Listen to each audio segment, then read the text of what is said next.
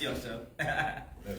But yeah. So and that goes into like really why I chose this book because I felt like what you just said. Well, for me on my side, coming in being like a new organizer, I do a lot of political education classes, and one thing everybody always said was, well, what am I supposed to do? Everybody goes out and they want to do stuff in the community, but they don't know what to do. So I was like, I always try to find these things to help people. So when we talk about People's Army, the first thing that comes to my mind is Dead Prez, right?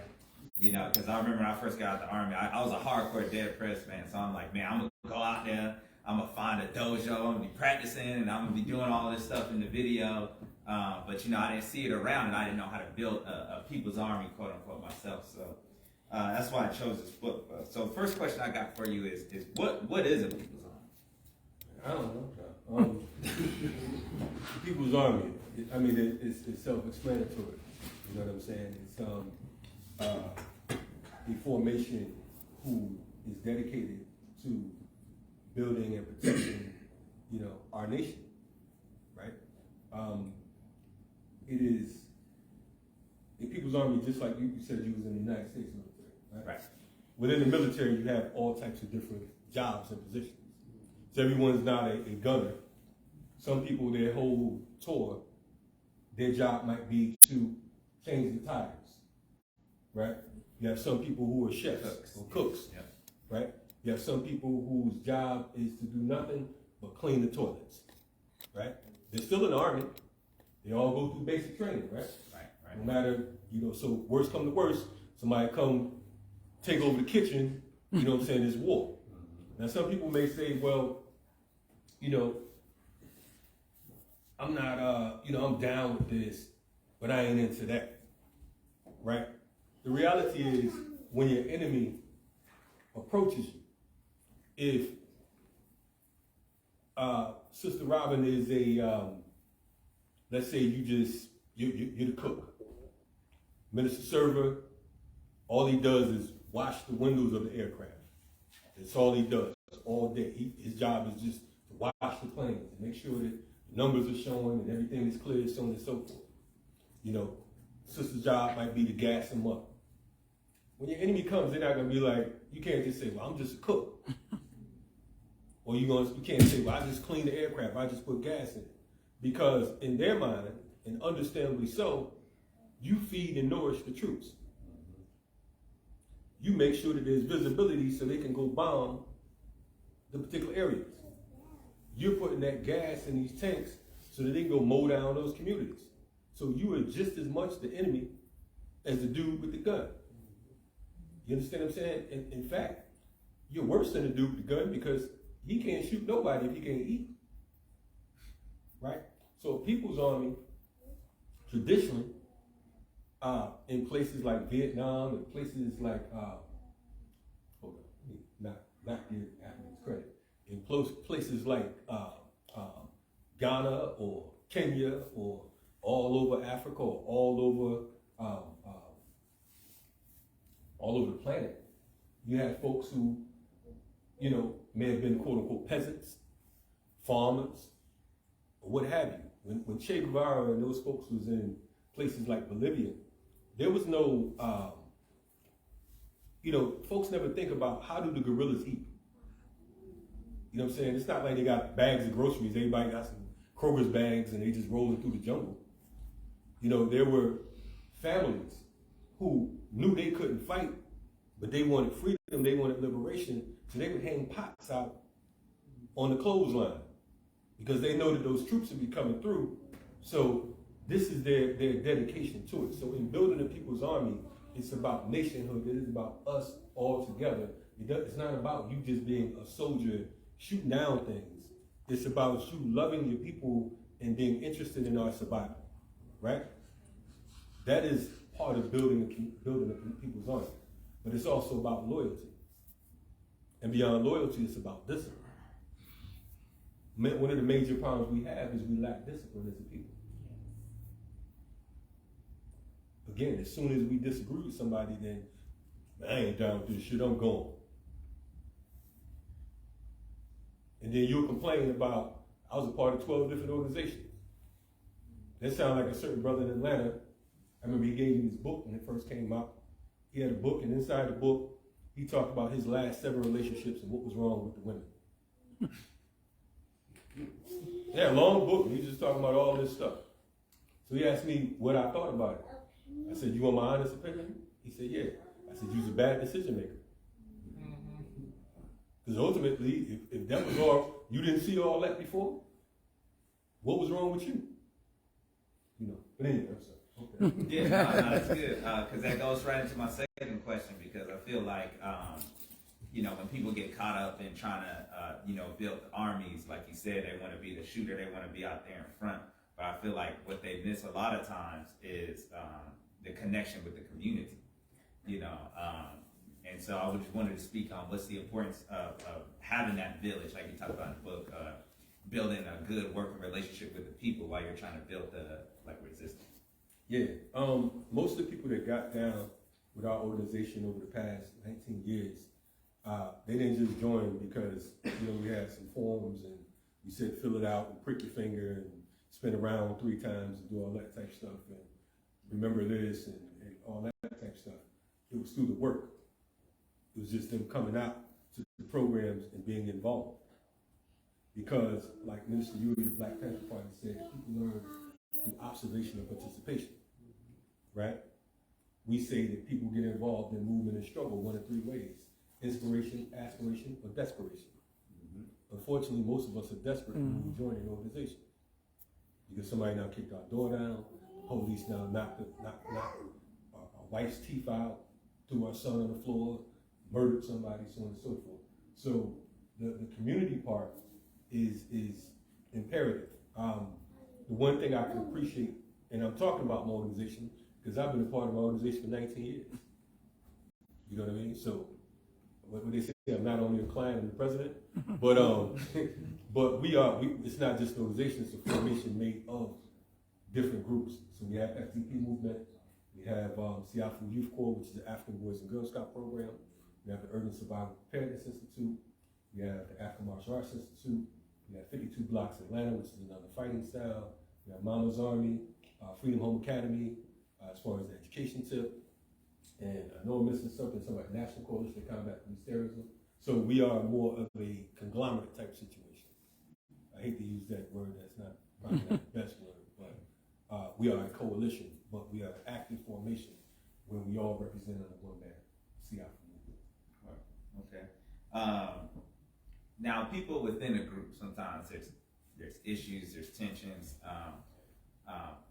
You wrote about a way of kind of strengthening the family ties principles. And I looked at it as strengthening cohesion within the group too, right? And you talked about community living, training together, studying together, and going on road trips. One thing I wanted to just hear you talk about was just go into further why that's important to form those bonds within a group. And also, do you have any funny road trip stories you want to tell us? Probably with you and Mr. Server. You know, is there anything you want to tell us? Mr. Server got road trip. We got down the street. Nah, but yeah, I think that the beauty again, when I was just referencing my organization, one thing I was going to say was that you know, we don't just get together to go to a meeting. You know what I'm saying? We don't just get together to you know, we meet at a joint like this, or we go to a function and then we go home. You know, we're a part of each other's lives. So when your child graduates, we're at the graduation. You know what I'm saying? When you're giving birth, we're there. They don't even know who the father is. Man, like, you know, push my man all the way out the door. We over there like, push. You know, so whatever. This is how, you know what I mean? Because it's more family than, and it helps to prevent infiltration. Because now we're getting to know each other. If you just come to a meeting with a cat, whatever, that's one thing. You know what I'm saying? We always hear stories about this one did this, and you know, later on you find out he's a rapist. You know what I'm saying? And all kinds of other crazies. You know, murderers, and like, yeah, I've been knowing him for 20 years. I never knew that about him. How many times have you been to his house? You know what I mean? So it's about building that bond. The road trip situation, as many of you know, any of you ever been on a road trip? Yes. And you in them close quarters with folks is a little different. You notice things about them that you ain't noticed before. And this brother really need a breath mint. Still need to put his shoes on. You know what I'm saying? He talked too damn much. You know what I'm saying? He not eat all the food. You know what I'm saying? It's just different things. But also you learn to, you know, it's an act of love. You're going through different experiences. You're going through the South. You're going through places like Alabama and Mississippi where y'all gotta have each other's back. You know what I'm saying? You watching in the car. You and I, we taking a road trip and you sleep the whole way, and I know that you're probably not a good comrade because something goes down. They ain't got to pop you, you sleep.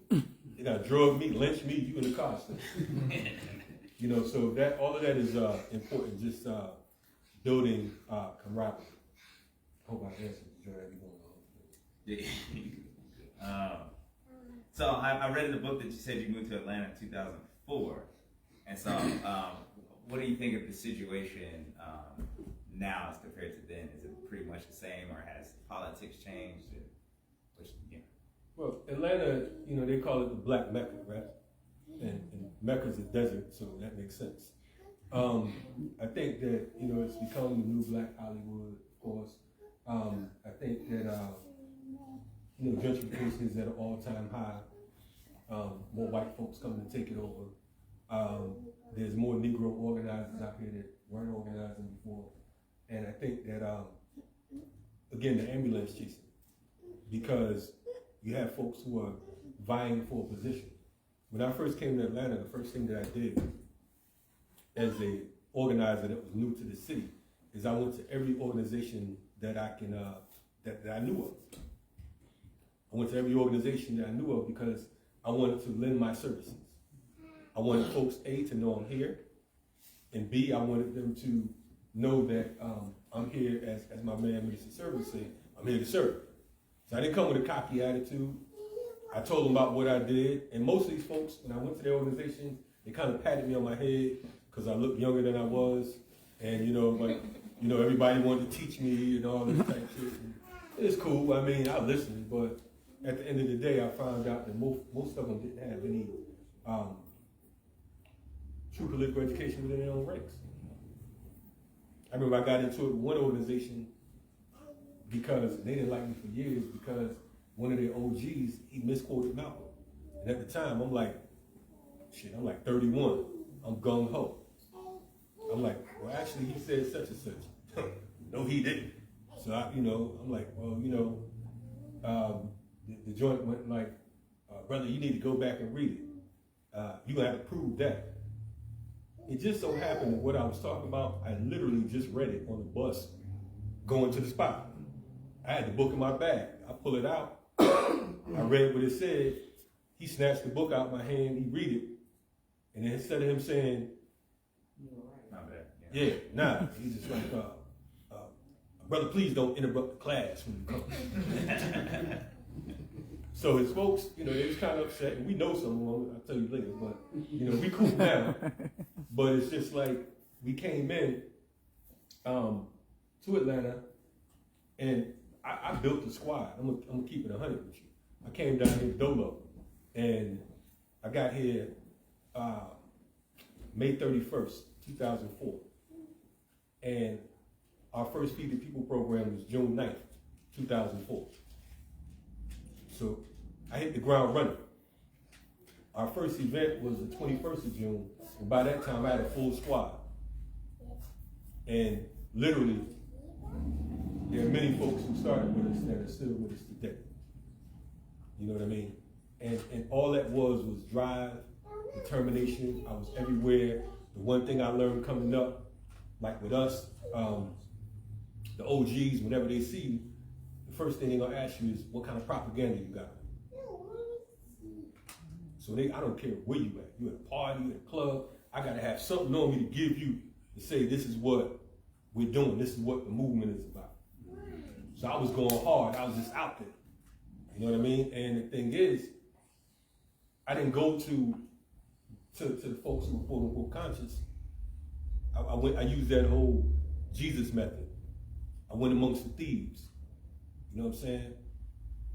My early years in organizing, we'd be at the strip club, we'd be at, wherever the little hood parties are. So this is pre-Atlanta. There's some sisters in the movement right now. If I call their names, you know their names. I met them up on the pole. And we ain't never touched each other, none of that, but they organized better than me. You understand what I'm saying? Because I wasn't afraid to reach out, because I before our people. One of the grave errors we make is we look at the quote unquote conscious and we try to organize them. These Negroes already think they know everything. So they come in with a degree of arrogance. So I went straight to the streets, to the block. And you have to do what? What they say Jesus did? Spoke the language of the people. And I'm not a Christian, I quote all kinds of folks, I'm just saying. You know what I'm saying? But you have to speak the language of the people. If you don't speak the language of the people, it's not gonna happen. Family right here, shout out to y'all, glad to see y'all. They invited me to their radio show. And their show, from what I heard, it wasn't no political show. They talking about hip hop. You know what I'm saying? But we was able to vibe based on us speaking the same language. They're there drinking liquor. When I get in there, they pass it around, sneaking it. I'm like, don't hide it, divide it. Pass the blunt. See, the thing is, this movement thing got y'all twisted, got you thinking that you got to walk around with staffs and jug of waters and talking about give thanks all day. Some vegan lollipops and flip-flops. That ain't gonna cut it in the real world. It sounds good in theory, but it's bogus. See, the thing is, I don't have to front. So this is who I am. You know what I mean? So if you hear I slap somebody, I might have did it. He did it. Yeah. So sometimes I be getting false credit. So it's like, yo, I heard you punch such. They tell me, I heard you punch such and such. I didn't punch him, I slapped him. But anyway, go ahead, man. I recall a time was See, look at me and my Why you bringing up old stuff? Talk to him, sir. me and my significant other, we brought some Hennessy shots up there to your early Black Power Media episode. Oh, yeah. I remember that stuff. Yeah, I ain't gonna bust me out. Anyway, yeah, hope you got a bottle of rum for me when I finish this. But anyway, go ahead. I'm just joking. I don't drink no more. No less either. So you talked about, that goes to my next question, because we talked about egos in these communities. How important is the concept of criticism and self-criticism amongst the movements? It's absolutely, it's necessary. I think that if you are above criticism, then we have a problem out the gate. But there's two types of criticism, right? There's antagonistic criticism and there's constructive criticism, right? So we make efforts to be as constructive as possible, because as Kwame Ture, formerly Stokely Carmichael, talked about, he said they're your people, you give them a chance. They mess up, you give them another chance. They mess up again, give them another chance. They mess up again, then you got to offer. Now, I'm not giving you no damn 3 chances. That was in the 60s. Now it's depending on the level of offense. You know what I'm saying? Like certain things we don't tolerate. I don't deal with pedophiles, I don't deal with rapists, right? And I don't call the police. So you can use your imagination on that. You know what I'm saying? I don't like folks who are oppressive towards people. But yes, criticism, self-criticism is very important. And it kind of goes back to the story I was just telling you about the OG. It's like he didn't like the criticism. I can honestly say that some of my best jewels, the things I learned, came from folks who might have been considered bums, dope fiends, so on and so forth, right? We used to do a Feed the People program out here. We did it here, LA, San Diego, one in Chicago, still going. We did international Feed the People programs, literally without exaggeration, and this is probably an understatement, we've served over 250,000 people since 2004. And that's all over the country. All over the world. And we have documentation, so I'm not just talking because I have a mouth. It's not bragging rights, it just shows that we're effed up as a system. The fact that you have folks that have to do that.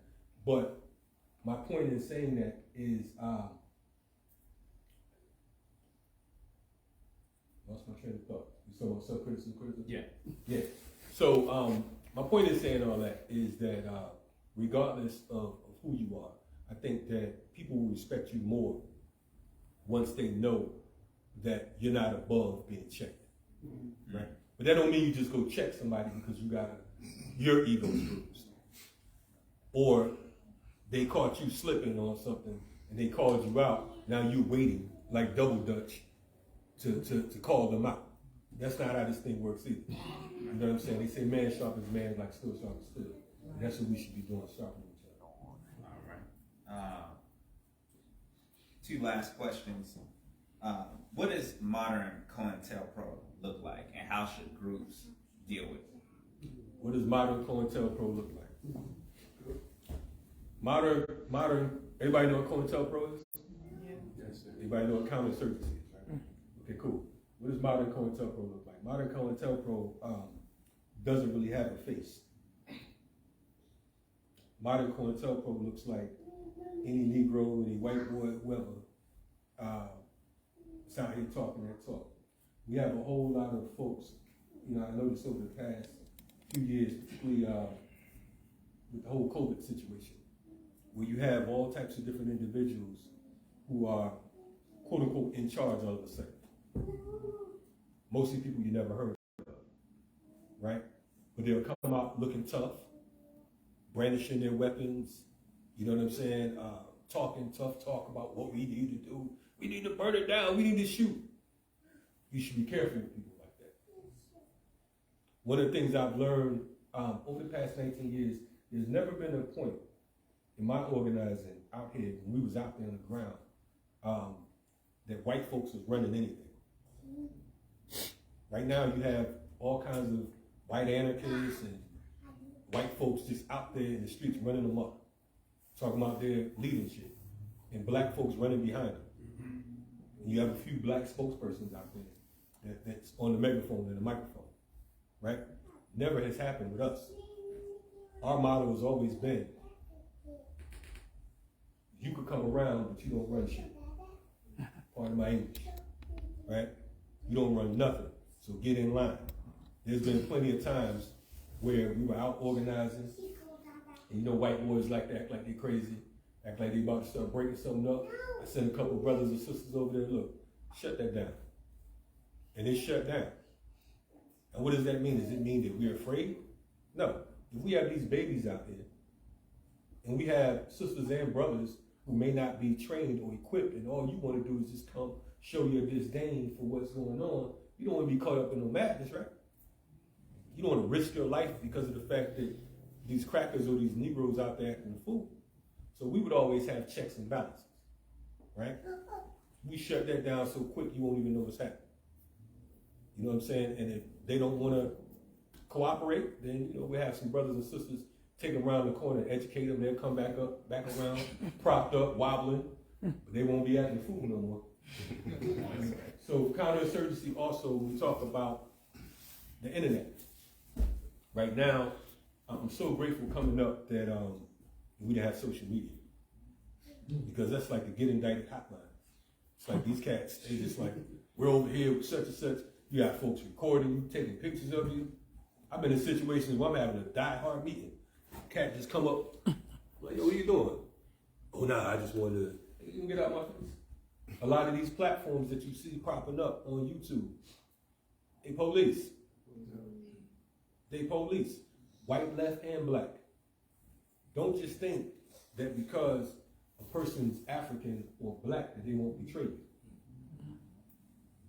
They'll betray you quick. So again, it's about being organized, because when you're part of an organization that's principled, there's organizational discipline.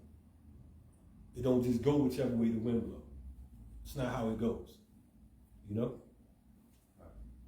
So last thing is just, do you have any wisdom you want to get anybody out there who wants to start their own groups and try to build up this people's army? Is there any wisdom you'd like to tell them?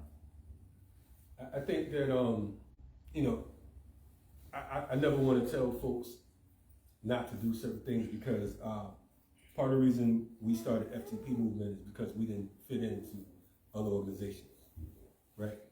because I was never, my father used to say, we tell you go right, you're gonna go left every time. I remember we went to court one time. I had to go to court, lived in the projects. I moved, and the judge said part of your joint is you can't go back to the projects, right? So we left out the courthouse, and my father and I standing there, and he's like, where you going? I said something. So when we got home, he told my mother, he's like, yeah. He said, the judge told him not to go back to the projects. His little ass just leaning in that direction. He said he already knew I was going back. You know what I'm saying? But my advice when we talk about building any type of organizational formation, first I would suggest you try to find an organization that already exists and see what you can contribute, how you can make it better. Got my sister in the background. What's up, Taj? Taj has been my comrade and sister for 18 of those 19 years. You know what I mean? And she does incredible work in the city, in the state, in the country, you know what I'm saying, and around the world. So I just wanted to salute her because she's a Wonder Woman of sort. But I would suggest you join an organization that already exists. And if you don't feel that that's what you desire, and you decide that you want to create some type of formation, do that and still try to find an organization that you can plug into, right? The beauty of what we have with the FTP movement is we have folks who are, one of our brothers is a combat medic, and he was in the military for, I think, 25 years, 23 in the Army, 2 in the Marines, dealing with combat. So he teaches all types of different ways to everything from bullet extractions to stop bleeding to, all types of things where you don't necessarily have to go to the hospital. And if you do, then you're pretty good to get there.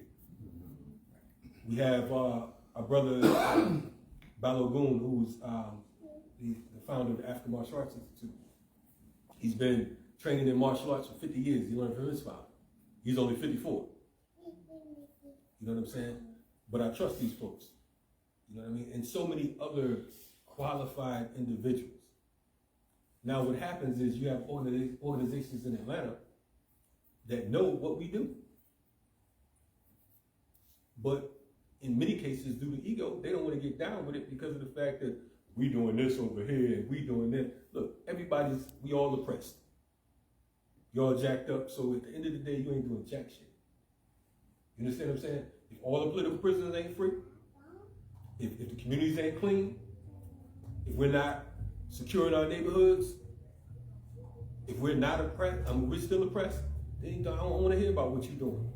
All I want to know is what points of unity can we have? What can we work together on? And again, we don't have to hang out. We don't have to be friends, none of that. Matter of fact, there's people in my organization I don't even like.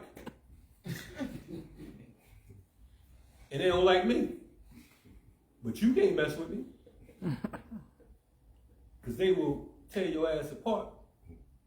Because they know that I have an asset. I have something to offer that's going to help us get to the next stage. And I know the same about them. You know what I mean? So after we finish what we're doing, they might come to the crib and everything. Eat, be mad. They ain't really coming to see me, but it is what it is. So the thing is, it's about building this family structure that goes beyond bloodline. There's a difference between bloodline and pedigree, right? You got a lot of folks running around talking about I'm such and such son, and I'm Asada's daughter, and I'm Harriet Tubman's dog's grandniece. I mean, none of that matter at the end of the day. It's what are you bringing to the table? And because you somebody's son or daughter, that don't mean that you them. Because you hang with some Panthers don't mean you a Panther. It's like back in the day, those of you that come from the block. There was plenty of shooters, and there was some lanes that hung with the shooters. Nobody messed with the lanes because they didn't want to get shot by the shooter. But then when the shooter get his egg cracked or get locked up, now the wolves is on dude. Oh nah, I ain't. No. Remember y'all took my stuff? Oh nah, that was my man. Now he watching draws somewhere. You know what I'm saying? Anyway, I appreciate y'all. If anyone has any questions, let us know. Go Question ahead. and answers, yeah. Anybody got any questions? How do you discern, when you have looking to join an organization, how do you said you came to Atlanta and you kind of sat with a whole bunch of different organizations. How did you discern which ones were about you and which ones weren't? I mean, the work determines what the reality is. You know what I'm saying? You know, it's like my man Balagoon says, the map is the truth. You can talk about how tough you are all you want to. When you get in that after martial arts class, you on that mat, that's the truth. How tough you sound, you was at the rally with your megaphone and rah, rah, rah, rah, rah.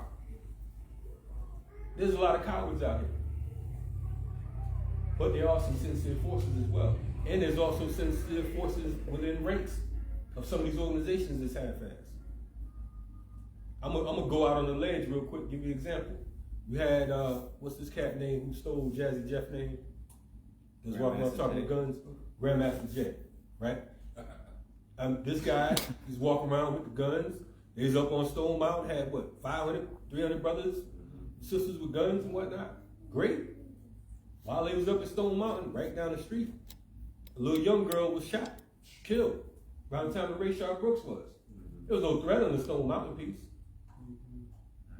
But the problem was, it's like, if you running around with all these damn guns, and the police still killing us, who's the guns for? Am I saying that man was a provocateur or anything?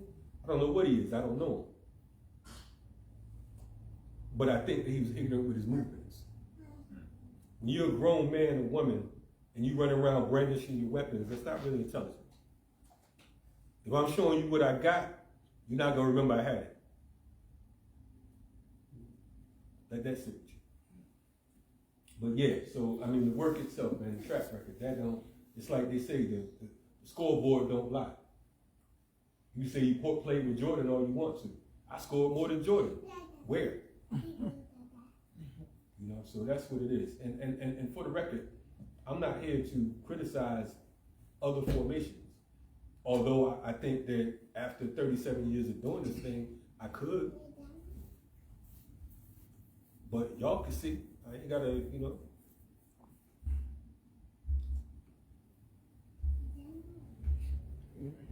Anybody else? Yes, ma'am. What are some ways that those who want to get down or maybe want to start an organization of their own, what are some ways that they can plug into organizations that already exist? Like how can they come to the table? How do they sit down, ask questions? How would they go about doing that? Right. So, and thank you for that. It's like a relationship, right?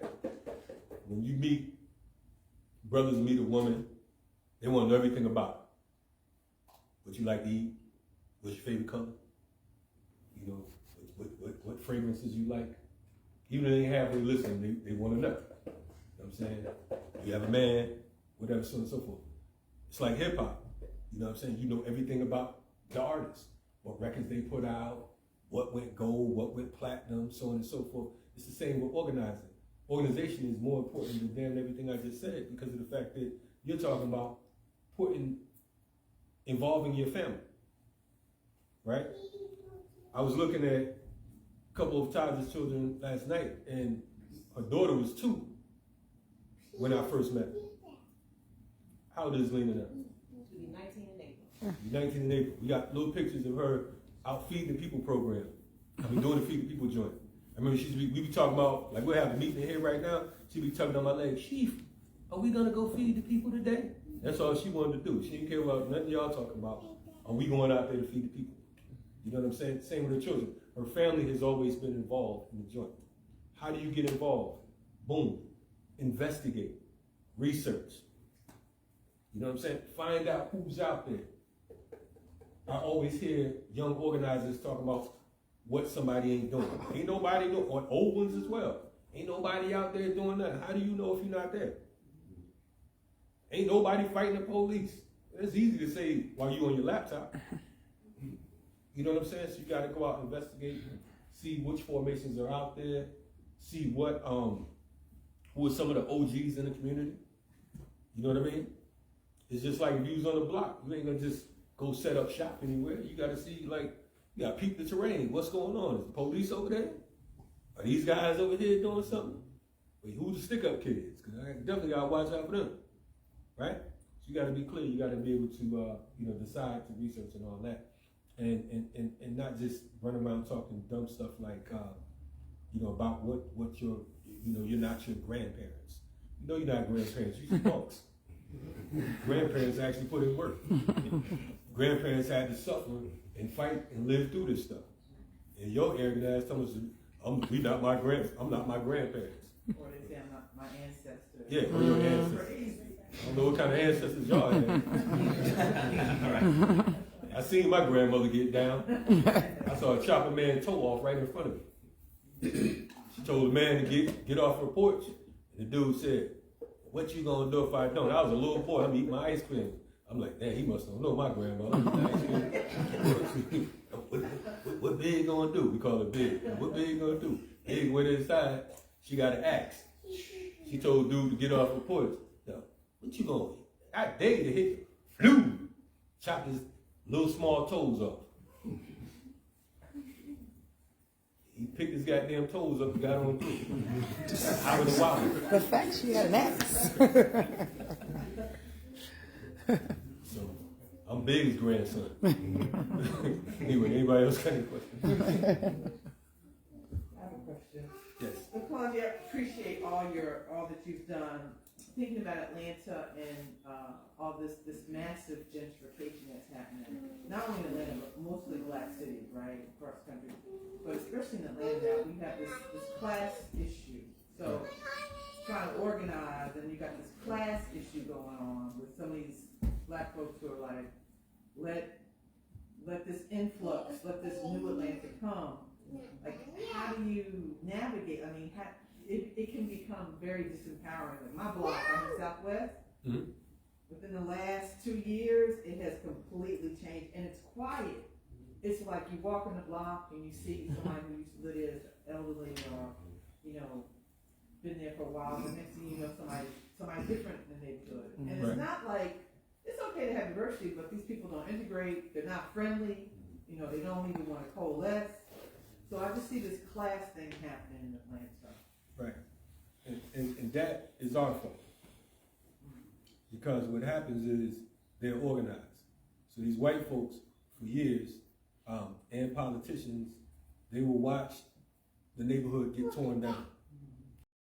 There are generations, folks like Ty, and I don't know how many of y'all who are from Atlanta, was born and raised here, but there's situations where you know that at one point, all the grandparents own their own homes, right?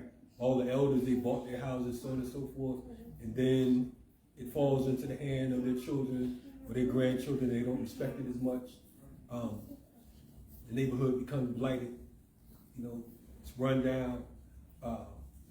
Reasons for the police to come in and lock us up. You know what I'm saying? Meanwhile, these white folks are buying up property. They're giving you pennies on the dollar for your grandmother's house. They're like, you smoking crack now, so we're gonna give you $3,000 for this house. We'll give you $20,000. Bet. It's falling apart anyway. So now there, let it sit. And let that house sit. Let some more crime go down. Next thing you know, the houses are at low cost anyway because, the neighborhood is not somewhere everyone wants to go. So then they start to move into the property taxes. Now you got homes over in the West End that are literally $900,000, $1 million, so on and so forth, that you could have bought years ago, $20,000, $30,000. But you ignored it. These crackers did. They saw long range. So many of them at one point, they moved out of the city, but now they're coming back. So now what do? What's our response? Like ambulance chases. Get the gentrifiers out of here. Okay, good luck. It's not happening. I'm sorry. What Lauryn Hill would say, you just lost one. You can march up and down the street. You can talk all that trash. It's a waste of shoe sole, shoe leather, and all of that. So what do? Collectively, we find places that we can buy. All the places aren't jacked up just yet. They didn't get everything. So we figure out what blocks we can take over. And if it's not in Atlanta, we go outside of Atlanta. And we purchase collectively. We build our own municipalities. Buy land, build on it. But Atlanta is never going to be the Atlanta it was. You know what I'm saying? It is a new Atlanta, like it or not. And it's bought and sold by these politicians who you believe in. We have this whole Cop City thing right now. Like I said earlier, you're not stopping it. I'm sorry. Does that mean you shouldn't protest? I'm not saying that at all. Does that mean that you shouldn't have any disdain for it? No, you should. But this ain't, who cares about a cop city in a police state? That is a paramilitary training ground. They're already gunning us down. They're already locking us up. So we have to figure out what the alternative is. We have no time to waste time. We have no time to waste.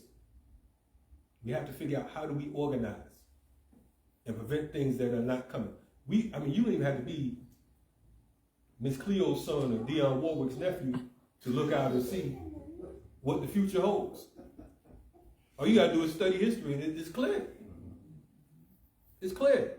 But we are reactionary. And many of these organizers, they know it. But because they want that funding, because they want those grants and they need those pictures to show your ass so you can pour all your money into it, like Black Lives Matter. Y'all talking about $90 million Cop City. Shit, Black Lives Matter had $90 million. You know? So we have to be able to, and we have to be careful because, again, a lot of these organizations, they're interested in playing to the audience. So if it's white folks, they're going to play for the white folks. If it's the LGBT community, they're going to play for the LGBT community. Not out of sincerity. And let the record reflect, I don't have no problem with nobody's community.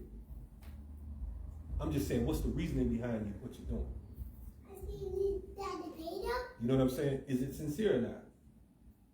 And lastly, I want to say, we have to get back to our culture. We're African people. I don't care if you call yourself a Marxist or whatever you want to call yourself. That's cool. You can be a communist, you can be all that, but you're African first. And anybody telling you anything different is misleading you. The problem is we too cool to be ourselves. We want to be Americans so bad. I heard a sister tell another sister, we was in Selma last week, and the sister was on the phone with her sister, and they was on speakerphone. And I was just walking by, and she was like, yeah, I think I'm going to start wearing African attire all the time. Her sister's like, shoot, won't be me. I ain't no African. You ain't no American either. But yeah, we have to be clear about what the mission is. Good to see you, man. I ain't seen you in 100 summers. Always an honor, always an honor.